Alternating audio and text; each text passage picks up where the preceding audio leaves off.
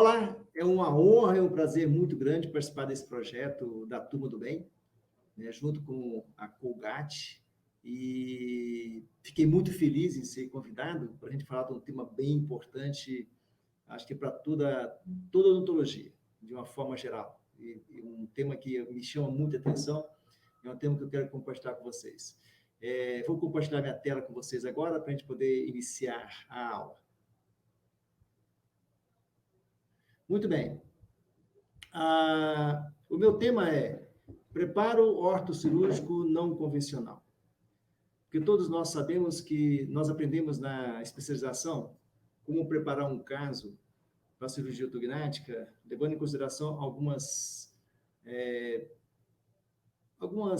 detalhes da época. Por exemplo, nós éramos obrigados a extrair premolares num paciente classe 3 ou premolares de pacientes classes 2, enfim. Eu vou mostrar uma nova visão para vocês da realidade hoje, atual, como nós fazemos, como a gente imagina como deveria ser o preparo para a cirurgia ortognática na atualidade.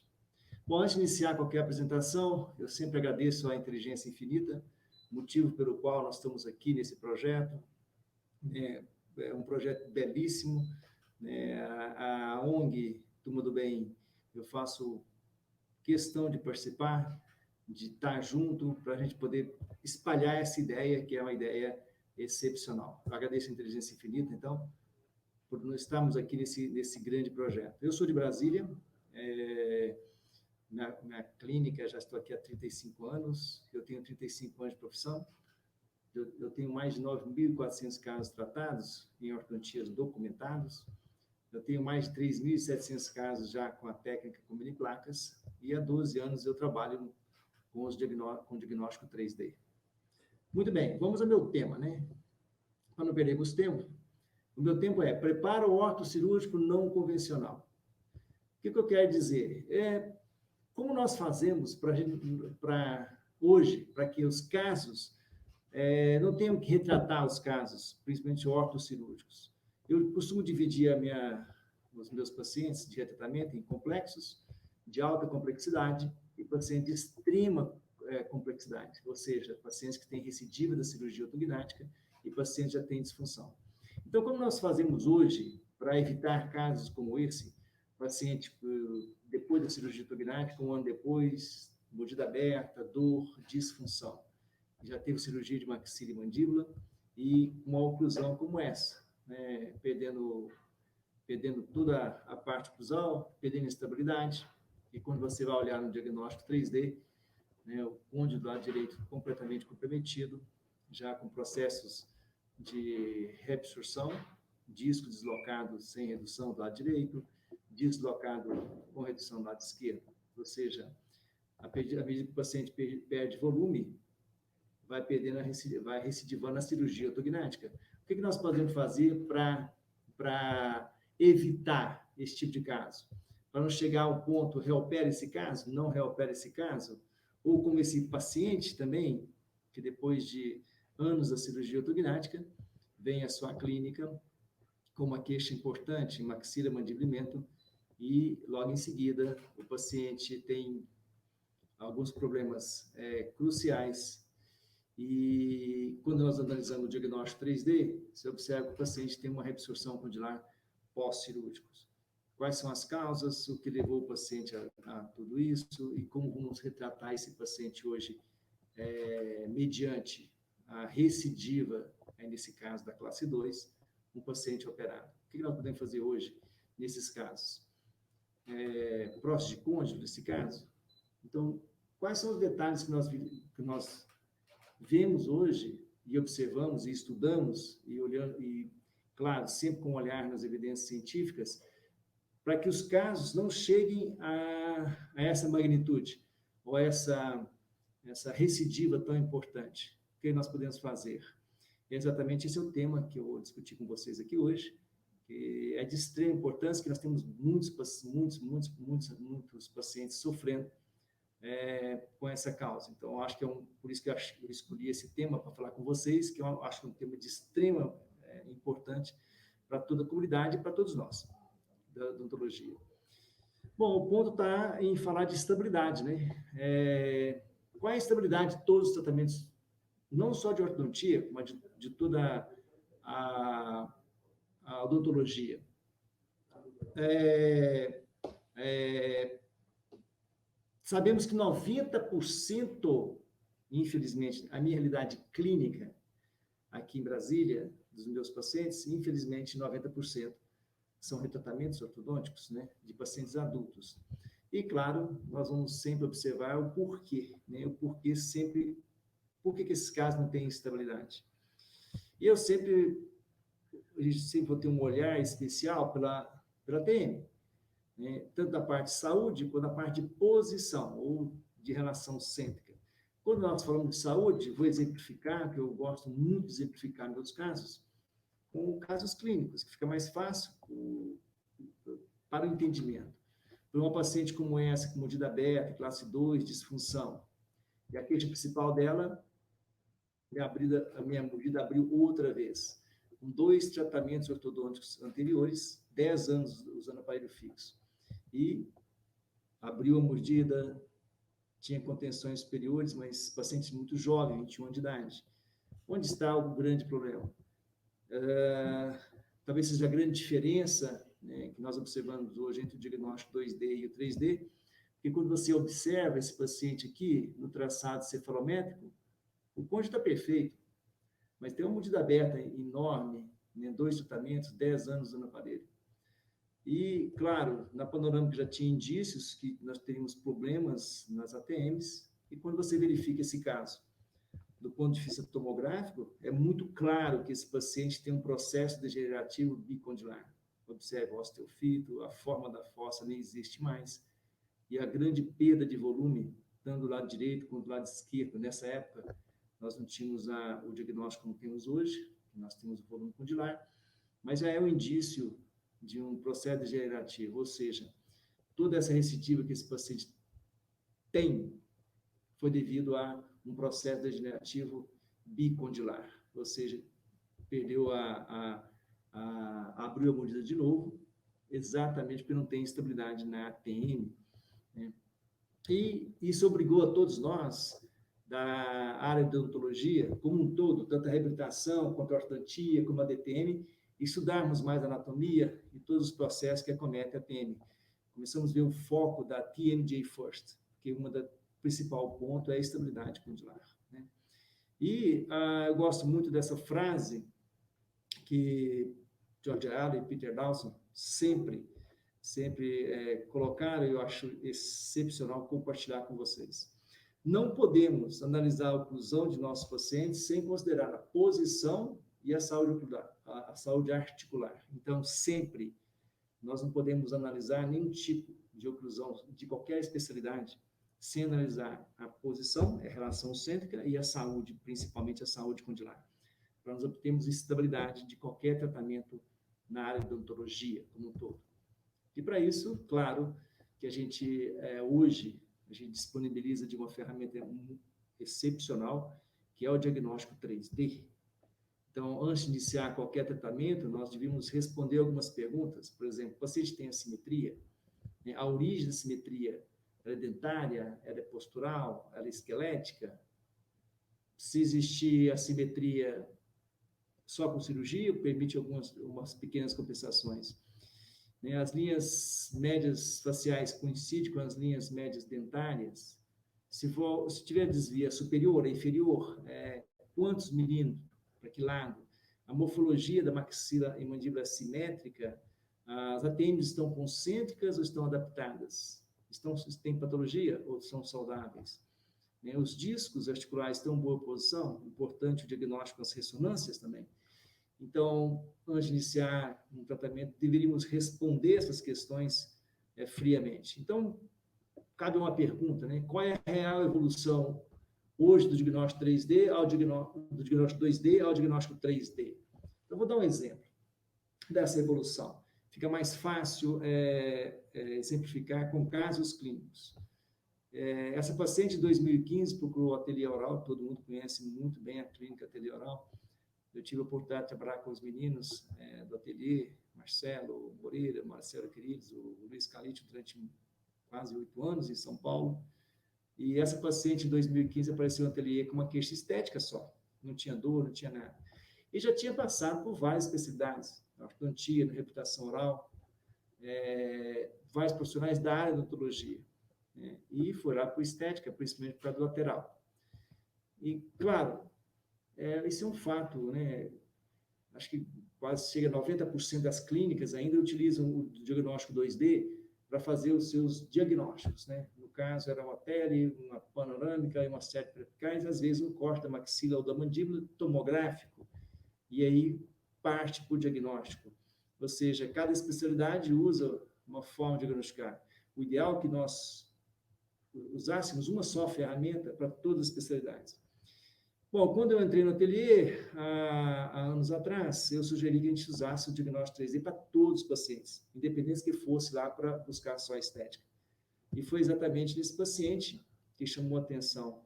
Esse paciente teve o diagnóstico 3D inicial, na sua avaliação, e na primeira imagem já me chamava a atenção, um côndilo perfeito do lado esquerdo e um côndilo, cadê o côndilo do lado esquerdo? Desculpa, do lado direito. Se nós ampliarmos a imagem, vê claramente um côndilo normal, e aqui, cadê o côndilo? Né? Porque houve talvez nós enganamos o diagnóstico. No 2D, você traça o côndilo normal do outro lado, porque é uma imagem bidimensional só. No 3D, você vê o volume, você tem a oportunidade de ver o paciente como um todo, né? Então, essa paciente foi para a ateliê por estética, descobrimos esse problema que tinha, era um tumor, foi tirado o tumor pela equipe do Dr. Pita, Marcos Pita, foi mandado para a histopatologia, e esse paciente tinha uma histocitose célula de Langer raríssimo, porém para ela era 100%. E depois do tratamento dela, de tirar o tumor e tratamento com radioterapia, foi liberada para o tratamento ortodôntico e cirúrgico, né? 9 meses depois. Essa é a verdadeira maloclusão dela.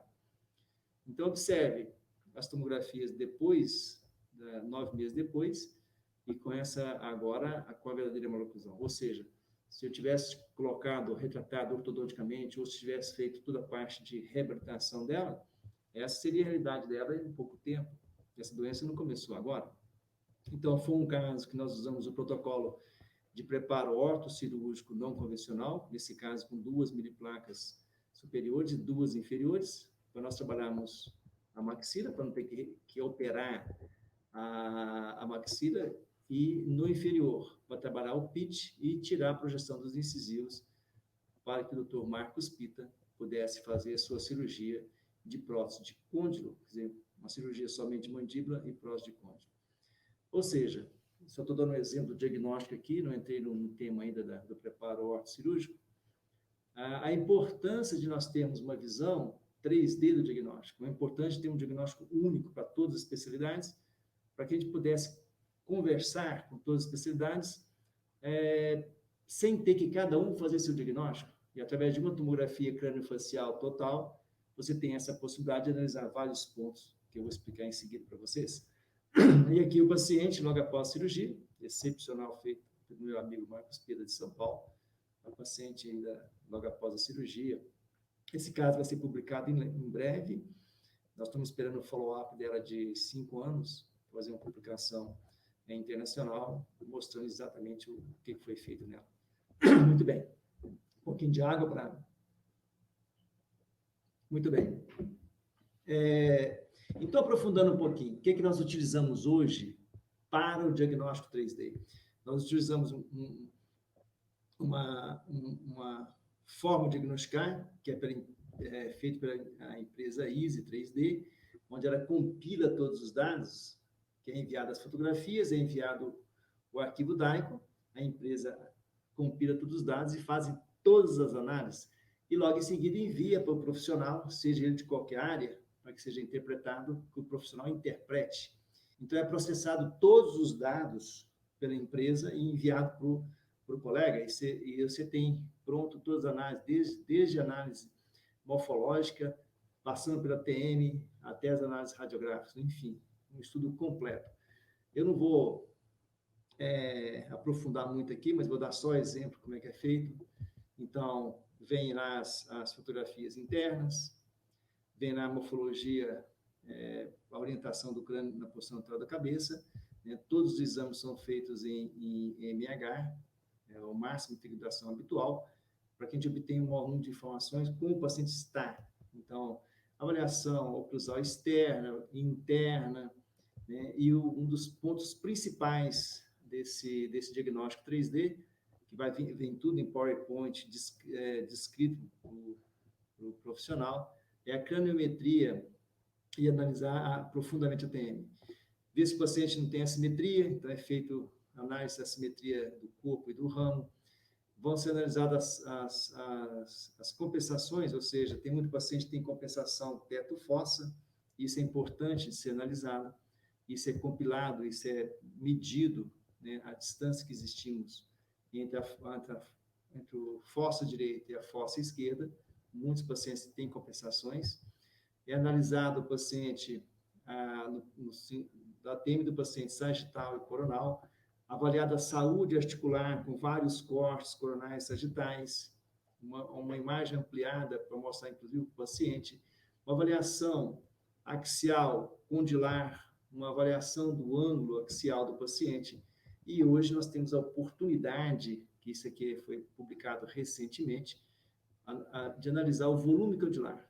Ou seja, nós não tínhamos essa possibilidade há pouco tempo. A tecnologia nos trouxe isso, avaliar o volume condilar direito e esquerdo, né? Isso foi publicado pela doutora Irene Mendes Manhon, no seu trabalho de doutorado na Universidade de Barcelona, junto com a equipe toda de Barcelona.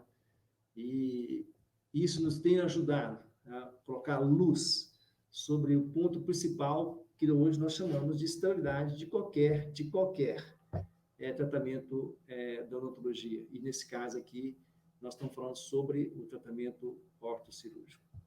Quais são as aplicações, por exemplo, do estudo volumétrico? Nós temos estudos de hiperplasias, monitoramento da evolução, ajuda diagnóstico inicial das hiperplasias, tipo 1 de Wolfert ou os osteocondromas.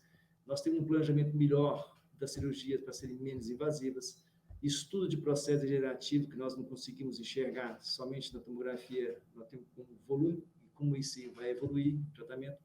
Estudo de patologias que afetam a TM, a quantificação do volume real presente, tudo isso são possibilidades que nós temos já na avaliação do volume condilar.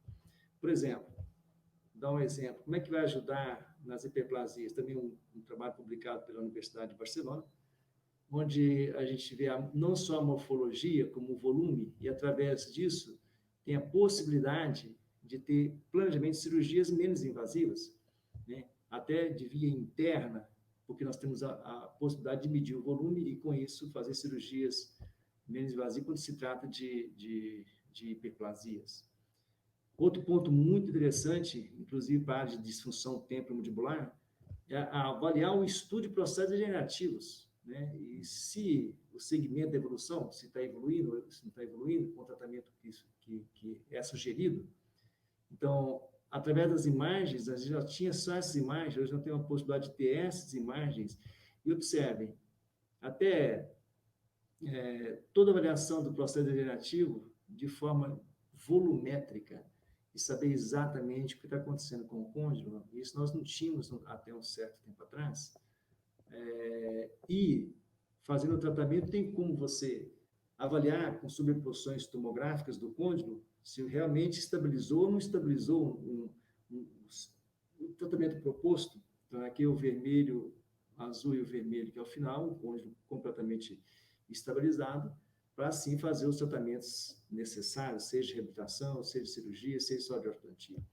E esse é o caso que eu acabei de apresentar, onde, se nós tivéssemos essa imagem, desde o princípio, na primeira vez que ela foi um colega dentista, se tivesse a imagem, nós já teríamos, digamos, dado uma solução para esse caso faz muito tempo. Que observa o côndilo, o resto de côndilo que existia, perante o côndilo esquerdo, que estava normal. Então, estudar as patologias que afetam a TM e a quantificação do volume real presente.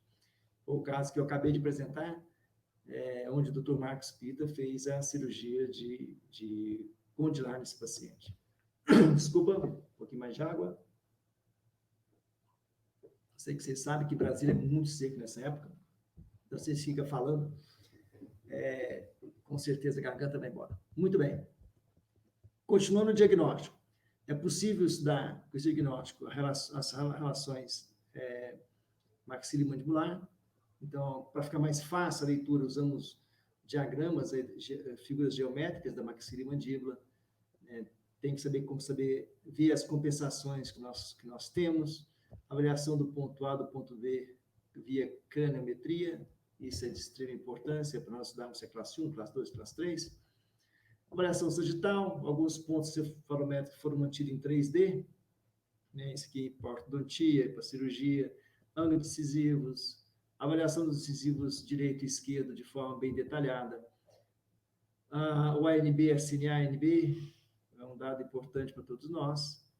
Eixo facial de Ricketts, altura facial total do paciente, avaliação do plano sagital de Andrews, enfim, avaliação dos planos oclusais, individuais, direito e esquerdo, plano de campo em relação ao plano oclusal, porque nós sabemos que a gente deveria manter o plano de Camper de acordo com o plano oclusal do paciente. Eu estou sendo um pouco mais rápido, de não perder tempo nessa avaliação, porque isso aqui levaria dias para explicar, mas para vocês terem ideia que nós temos hoje essa avaliação completa, toda ela detalhada. A avaliação dentária, do processamento espacial dos dentes, discrepância transversal, toda a medida, saber se precisa de junção, não precisa de junção, avaliação importantíssima para casos cirúrgicos, para pacientes com apneia, por exemplo, a avaliação das vias aéreas, principalmente observar a área mínima, axial mínima do paciente, e, por fim, as análises radiográficas que todos nós estamos acostumados, que são as panorâmicas, a frontal e as telerradiografias. E, claro, tudo isso suportado cientificamente com as normas clínicas, e é um protocolo que está sempre em evolução. Eu aprendi muito a interpretar e não consigo hoje avaliar um paciente sem fazer uma varredura de todo o crânio facial, que é de responsabilidade nossa, como dentista, diagnosticar. Então, o ponto principal é diagnóstico. E a ênfase muito importante sobre a TM, que é o ponto de estabilidade para qualquer tratamento. Eu volto a repetir. Muito bem. Aqui, para quem quiser, o EASY, ele é para todas as especialidades, tá? Ortodontia, DTM, cirurgia e reabilitação oral. Aqui tem um QR Code para quem quiser, só colocar o celular e vocês podem entrar na página, quem quiser conversar com o pessoal, enfim, saber como é que funciona todo esse processo. Bom, claro que tudo isso do diagnóstico 3D e tudo que eu vou falar com vocês aqui foi montado uma ideia há muitos anos atrás. Muitos anos atrás eu já venho trabalhando e escrevi um livro sobre isso também, já estamos no segundo livro agora. Toda essa abordagem do preparo ortocirúrgico não convencional foi descrito no meu primeiro livro, Sistemas ERT, né? Ortodontia, DTM e oclusão. Então, o que seria o sistema? Seria um conjunto de ideias e conceitos que formam uma linha de pensamento, baseado na tríade de ortodontia, DTM e oclusão. E se nós pensarmos em ortodontia, DTM e oclusão, a palavra oclusão se encerra todas as especialidades da odontologia. Então, o preparo ortocirúrgico também está inserido nesse livro, né? E dentro dos sistemas, o que a gente busca sempre, diagnóstico 3D, menor índice de exodontia, menor custo biológico para o paciente, menor tempo de tratamento para pacientes adultos, previsibilidade e, principalmente, o tema que eu estou falando com vocês de estabilidade. Claro, para ter estabilidade, nós temos que estudar nossos pacientes desde o início com um diagnóstico 3D muito bem feito, para nós não termos surpresas do que se trata o paciente. Não podemos, por exemplo, fazer uma reabilitação do paciente, um paciente com processo degenerativo ou hiperplasias, que a oclusão vai modificar, né? Isso, acho que ficou bem claro na apresentação até agora, a importância do diagnóstico para qualquer tratamento. E é claro, a ortodontia, que é a minha área, eu sou especialista em ortodontia, eu tenho divulgado isso no mundo afora. A ortodontia ampliou, né? E o que tem ampliado a ortodontia muito foram as ancoragens esqueléticas. As ancoragens esqueléticas é a grande evolução da ortodontia. Evolução e a revolução. A grande evolução e revolução da ortodontia se dá com as ancoragens esqueléticas. É um outro mundo muito diferente. Durante 15 anos da minha vida, eu trabalhei com ortodontia convencional. E agora eu trabalho com ortodontia baseada em ancoragem esquelética. E essa evolução, a ancoragem esquelética. Temos várias possibilidades com as ancoragens. E no meu caso, claro, mini placas, né? Eu tenho uma diferença com mini placas. A gente pode impactar a maxila, corrigir os planos oclusais, esterilizar os dentes inferiores, controle do posicionamento condilar. Tudo isso é possível hoje, que até um tempo atrás não era possível. E hoje nós temos essas grandes possibilidades. As mini placas evoluíram também. Nós tínhamos só mini placas cirúrgicas, hoje nós temos mini placas ortodônticas, né? Essas aqui são da CPMH, uma empresa de Brasília, onde eu pedi o desenho das mini placas para ortodontia e eles fizeram, onde nós temos a possibilidade de trabalhar com mini placa ortodôntica, por exemplo, até a luz do tubo já inserido aqui dentro, para termos mais possibilidades mecânicas. Enfim, podemos ter tudo no paciente, corrigir plano oclusal, distalizar, usar elásticos de classe 3 se precisar, intruir, ou seja, mudar os planos oclusais. Isso mudou nossa forma de ver e fazer a ortodontia e mudou e impactou também como preparar os casos para a cirurgia ortognática. Então, qual a diferença entre microtornilhos, por exemplo, e mini placas? É uma pergunta que todo mundo faz. Com mini placas, eu tenho total controle biomecânico nos 3 planos do espaço. As mini placas suportam forças em várias direções, simultaneamente, isso é de extrema importância, suportam forças maiores, tem maior poder de fixação, menor perda, e eu tenho também, com isso, com as mini placas, menor tempo de tratamento. Para paciente adulto é importantíssimo. E controle da posição condilar. Né? Por exemplo, uma mini placa, ela suporta de até 900 gramas de força, né? Em qualquer direção. Então, 600 superior aqui, 900, suportam, em várias direções, suportam um nível de força maior, sem ela soltar. Isso é de extrema importância para que a gente tenha resultados estáveis e mais rápidos também, promovendo remodelação óssea. Então, fica uma pergunta, antes de mostrar os casos ortocirúrgicos, vocês conhecem o poder das mini placas? Então, essa é a primeira questão. Qual é o poder que nós temos hoje com mini placas? Então, eu vou dar um exemplo de caso clínico. Uma paciente, depois de 3 anos de aparelho, aí o colega falou assim, não, é só cirurgia ortognática agora. Então, essa é a paciente, esse é o paciente que chegou à minha clínica dessa forma, removemos o aparelho e realmente se tratava de uma cirurgia, desculpa, da mordida aberta imensa, né? Que até um certo tempo atrás era cirúrgica, eu concordo plenamente, mas o que podemos fazer hoje com o poder com as mini placas que temos na mão? Mordida aberta, imensa, aí cirurgia ortognática, ou vou extrair 4 premolares para fechar a mordida, usar elástico anterior, porque o paciente tem uma biprofisal também, ou enfim, primeiro, diagnóstico 3D, avaliar tudo do paciente primeiro, avaliar principalmente os ATMs, se estão tudo em ordem, não tem simetria, ATM perfeita, corticalizada, sem nenhum problema, tá?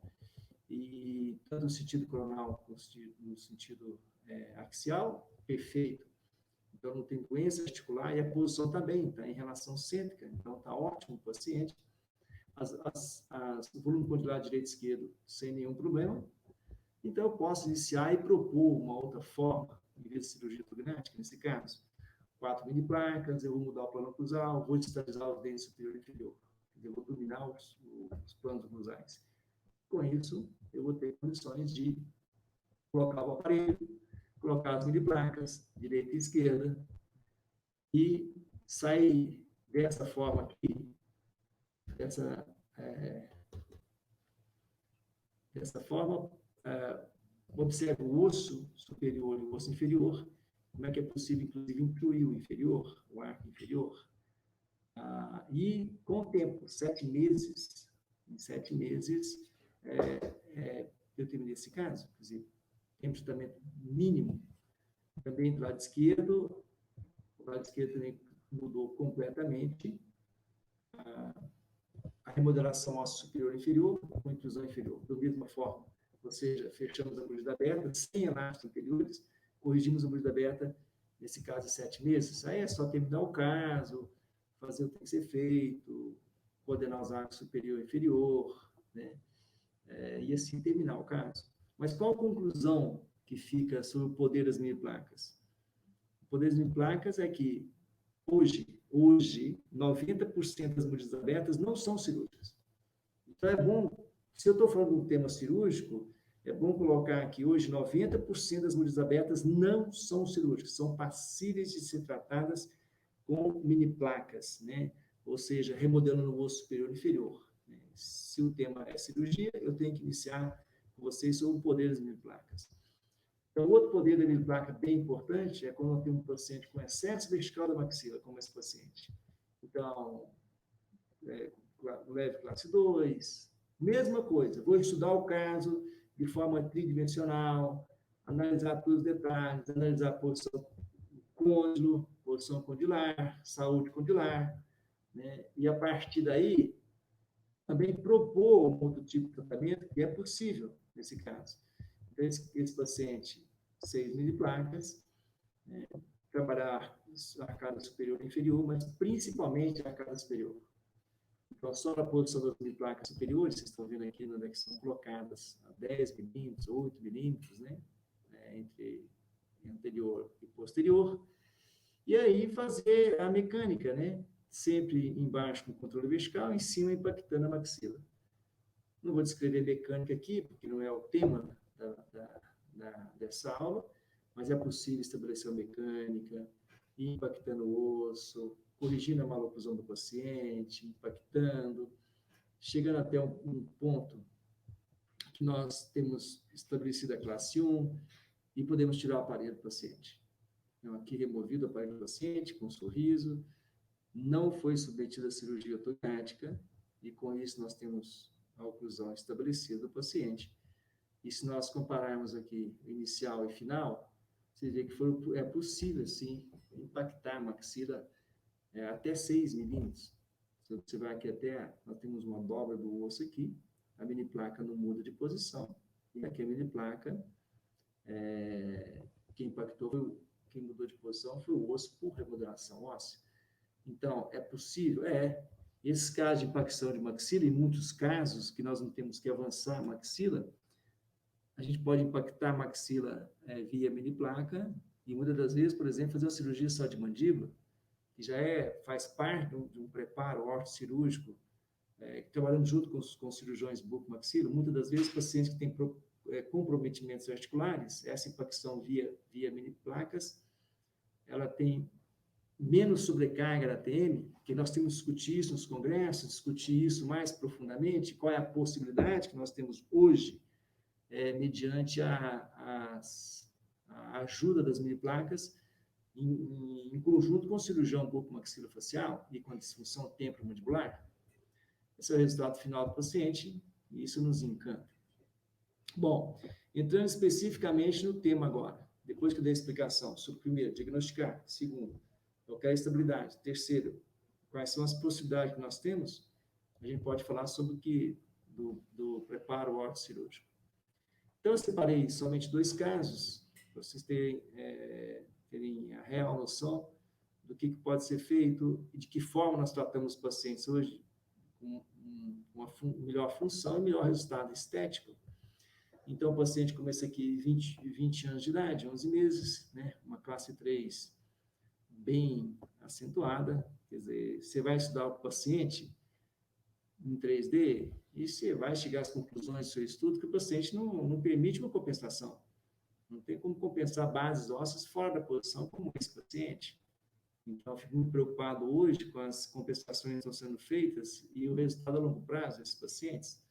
O caso cirúrgico continua cirúrgico. O caso cirúrgico diagnosticado continua sendo cirúrgicos.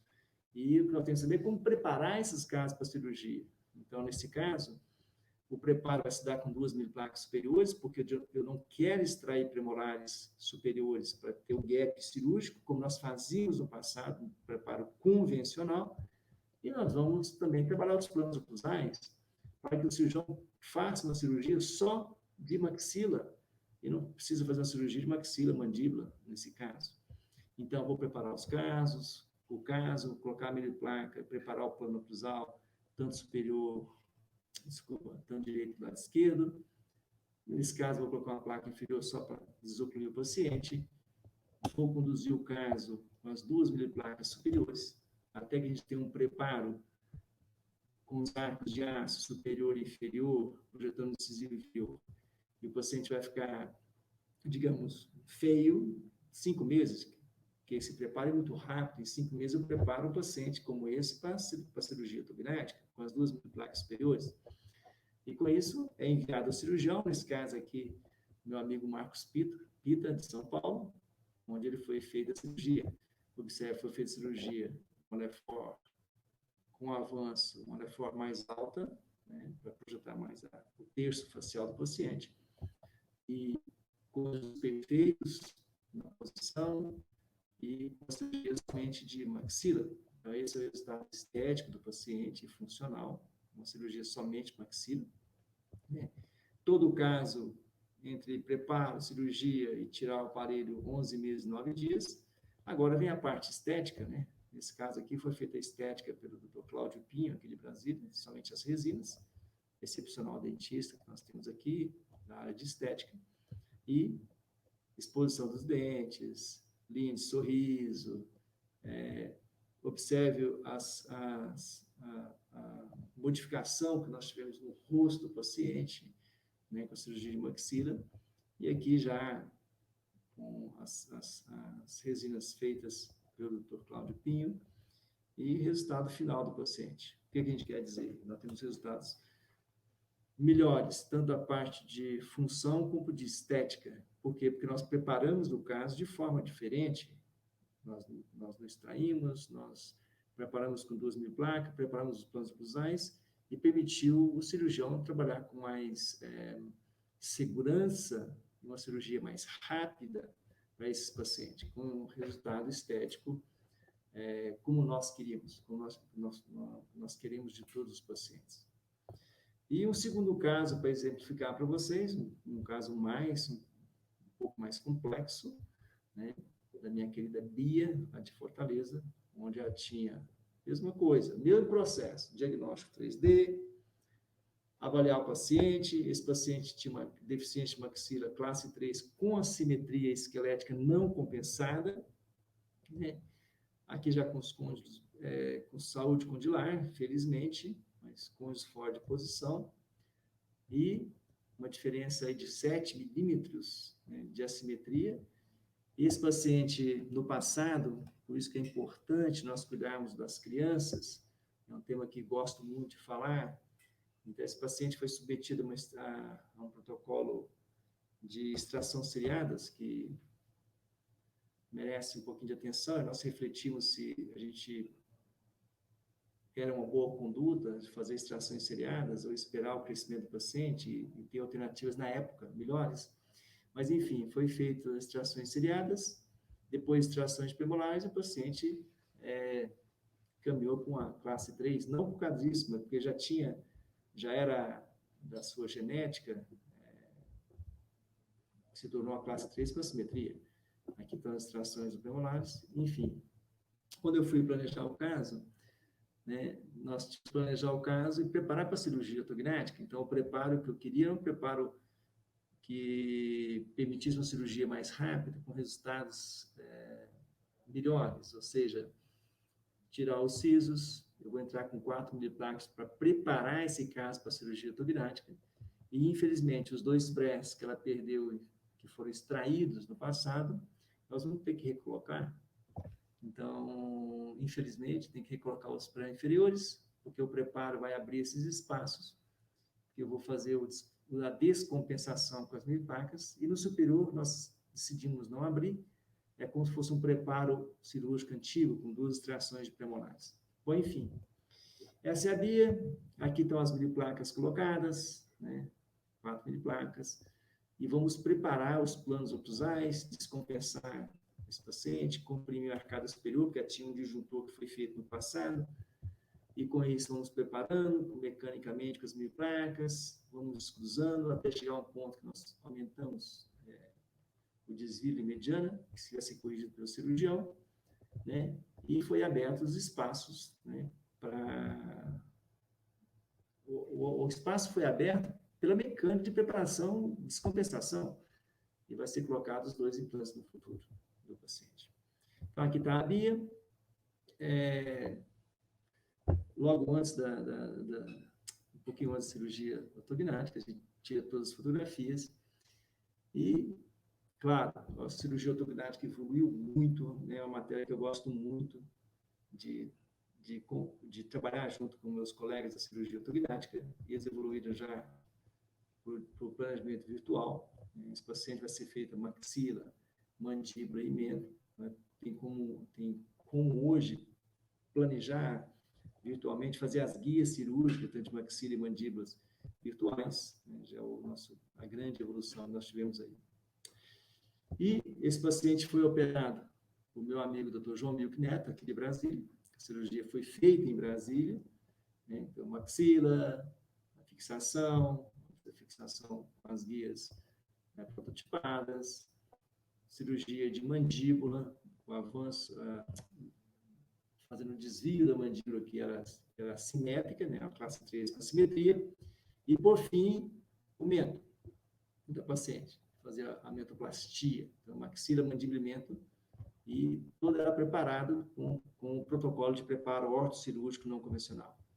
Aqui, 30 dias após a cirurgia de Bia, observa a simetria que nós temos na face, um pouquinho inchada ainda, observa a correção da classe 3 do paciente, a correção da classe 3, uma cirurgia excepcional, mas porque nós preparamos esse caso para que o cirurgião pudesse operar esse paciente sem grandes problemas. Aqui está a Bia, algumas fotos logo após a cirurgia, 30 dias depois.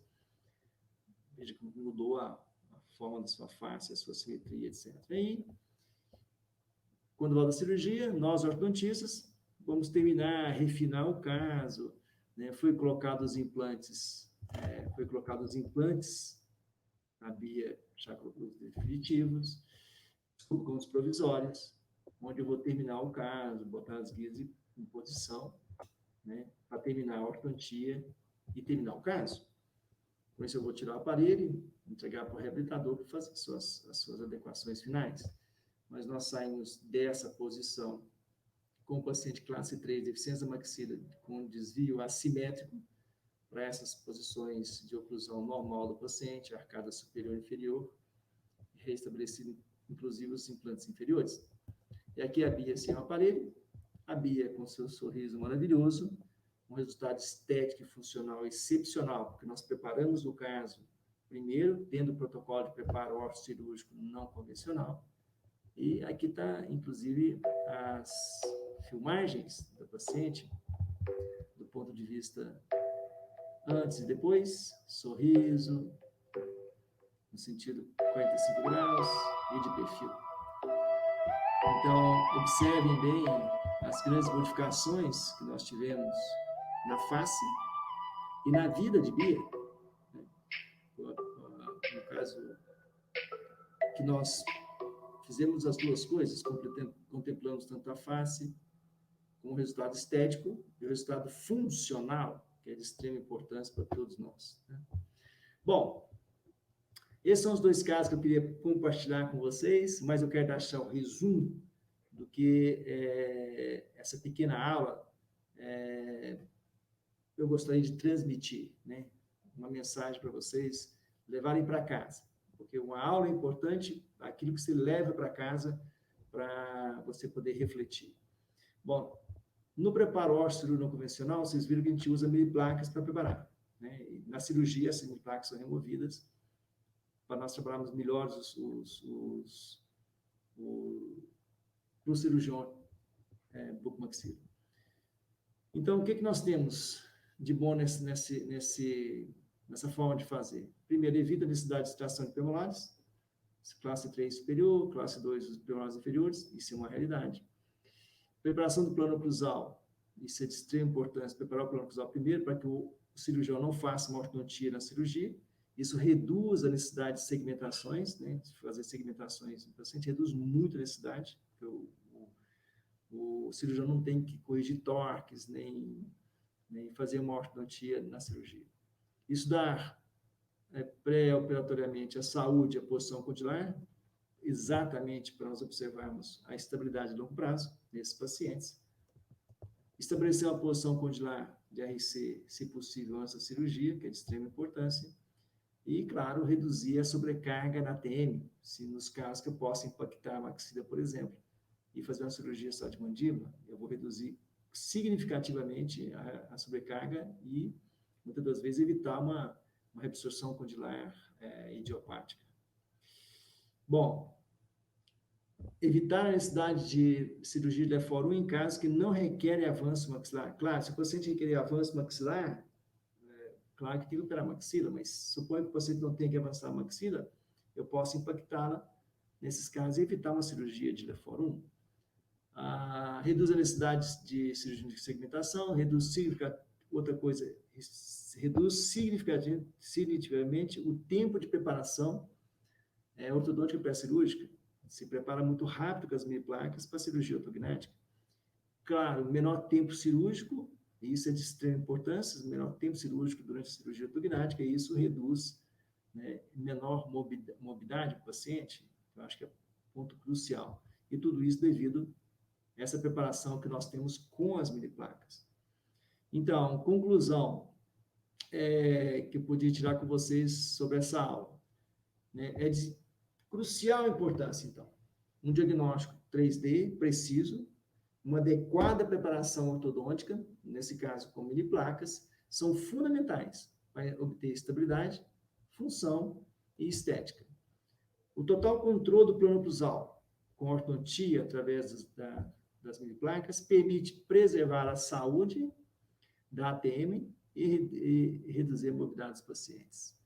O que eu quero com isso, então? Eu quero que quando a gente observar o paciente na fotografia, não ver só a fotografia de um caso bem finalizado, observar se esse paciente tem uma função articular adequada, com côndilo em posição, com côndilo em saúde, né?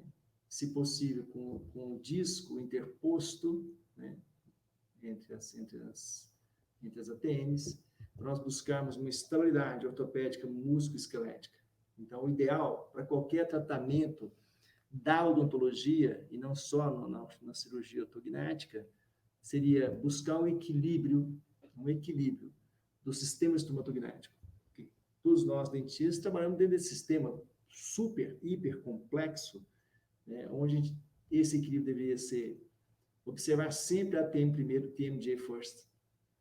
Dentes, a oclusão em posição, e com isso músculos pacificados. Sempre observar esse equilíbrio em todos os tratamentos que nós fazemos de odontologia, nós vamos ter mais sucesso nos nossos casos, pacientes mais satisfeitos, pacientes sem dor, pacientes felizes, com sorrisos excepcionais, mas buscando todo esse equilíbrio, e isso para todas as especialidades que nós atuamos na odontologia.